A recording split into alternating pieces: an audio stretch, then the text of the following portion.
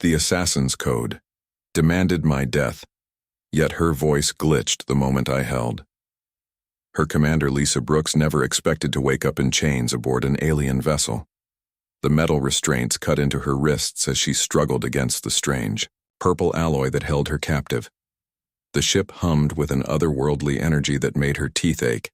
Her last memory was leading the rescue mission on Kepler 442b, when the Zephyrian fleet surrounded her team. Now she found herself alone in a dimly lit cell with walls that seemed to pulse with bioluminescent veins. Footsteps echoed in the corridor outside her cell. Lisa tensed as the door slid open with a hiss, revealing a figure that made her breath catch.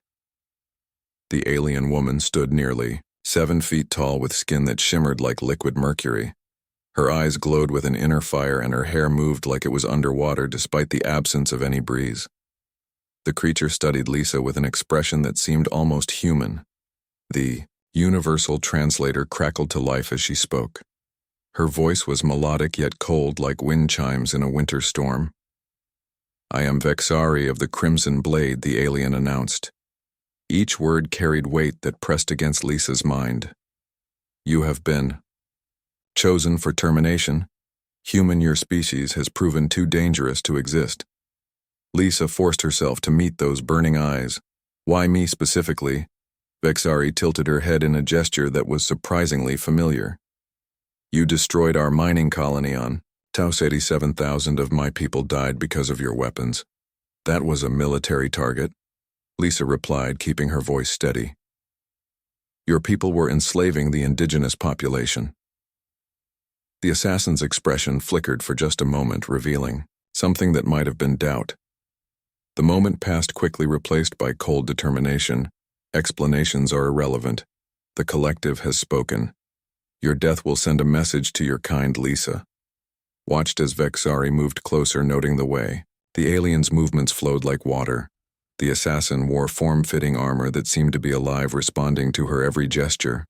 Small weapons hung from her belt, each one designed for maximum lethality. "Tell me something," Lisa said quietly. "Why haven't you killed me already?" Vexari paused, her hand hovering over one of her weapons. The question seemed to catch her off guard. "Protocol demands that executions be recorded for the collective to witness." But that wasn't the real reason. Lisa could see it in the way the assassin's glow dimmed slightly and the way her perfect posture wavered for just an instant. There was something else, something the alien woman wasn't saying. "What's your real name?" Lisa asked suddenly. The question hit like a physical blow. Vexari stepped backward, her luminescent skin flickering like a broken display. "I am Vexari of the Crimson Blade," she repeated, but her voice carried less certainty. "Now no." Lisa pressed forward despite her restraints. "That's a title, not a name. What did your parents call you before the collective got their claws into you?" The alien woman's composure cracked visibly. Her skin began to shift colors, cycling through shades of blue and silver.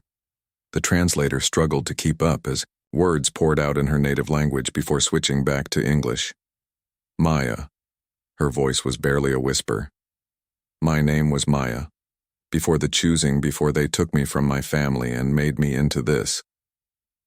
Lisa felt her heart skip a beat. "An American name, how is that possible?" "The collective takes children from many worlds," Maya continued, her voice growing stronger. "The translators implant human designations to make us more effective against your kind. I have studied your culture, your history, your weaknesses for 300 cycles. But you kept the name," Lisa observed. "Even after all this time you kept it." Maya's glow intensified as emotions she had been trained to suppress began to surface. "The code demands I eliminate you," she said. But the words sounded hollow now, like she was reading from a script she no longer believed. "Then why are your hands shaking?" Lisa asked gently. Maya looked down at her trembling fingers in shock. The perfect control she had maintained for centuries was slipping away. Her skin continued to flicker between colors as if her body couldn't decide what it wanted to be. "I don't understand," Maya whispered. "The target is before me. The mission is clear. Yet I cannot seem to complete." The task. Lisa leaned forward, as much as her bonds would allow. Maybe because you're not just an assassin anymore. Maybe you never were. The ship shuddered around them as something struck the hull. Maya's head snapped toward the door, her training taking over. The rescue fleet, Lisa realized.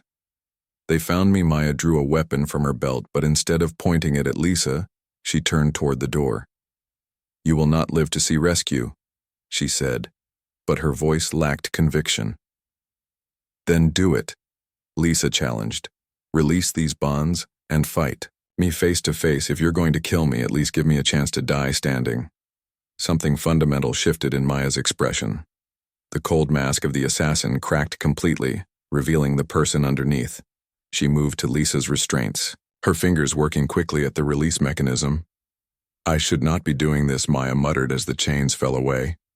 This violates every protocol, every training session, every neural conditioning.